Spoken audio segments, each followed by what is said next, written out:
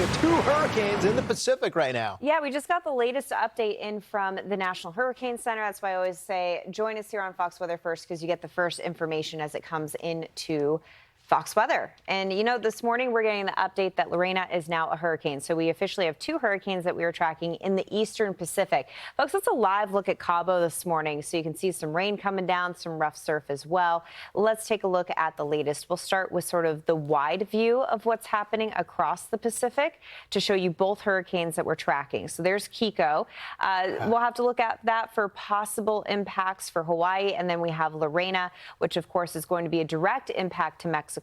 And then we'll look at possibly seeing some of the leftover moisture of that storm get into the southwest as we go towards the end of this week. But to see two hurricanes side by side in the Pacific, a Cat 2 and a Cat 1. Look at their steering mechanisms going two completely different directions, right? Exactly. And you know what?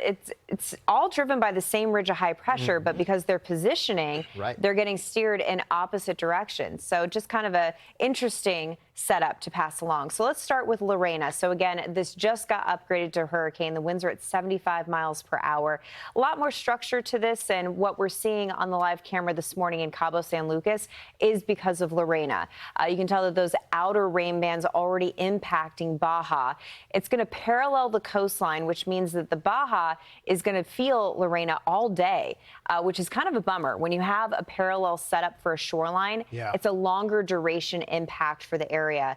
We are going to see this continue to strengthen. You'll notice the difference here. And we've also seen this with Kiko. The intensity in these two forecasts for these hurricanes has been bumped up with each advisory. So now we're up to 100 miles per hour for the winds. That's for tomorrow morning.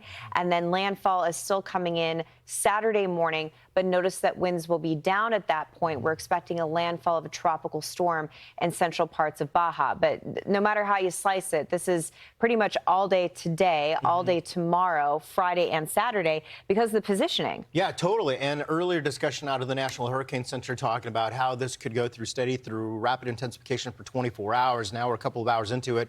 The wall itself about 50 to 70% wrapped up that you saw there. The tropical storm warnings have been posted from Cabo to La Paz, Cabo Lazaro, I believe that is. I always miss that one. San Lazaro. And then the tropical storm watch to the north of there. Having said that, Britta, once it goes over the land, of course, it takes away from the energy, the cooler water, but the moisture is still there. Hurricane hunters will go in there, take a look at the storm, the position, what it's doing. This is the C-130J, leaves from Biloxi, Mississippi.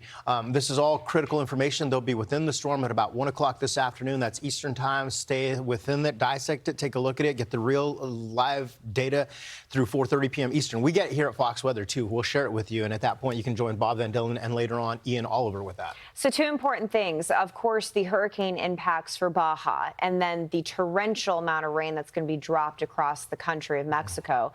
But the leftover moisture of this is going to be getting into Arizona, the desert Southwest. Of course, minimal compared to the impacts that will be felt in Mexico, but still important to pass along. So there's a look at the big hit. We're talking about potentially over 1.5 feet of rain for parts of Mexico. And because this is now a scenario where we're expecting this to really ramp up. I mean, the forecast for Lorena is a lot more aggressive this morning in comparison to 24 hours ago. So now we're talking about more of a wind element, especially because it's going to be paralleling the coast, which means those winds and those outer rain bands are going to be battering what's going to be happening on Baja. A quick look at Kiko. We got plenty of time to watch this. That's the upside, but it is a Cat 2, and this is another storm that likely would have had rapid intensification. Right now, it looks like the winds are up to 120 in the forecast.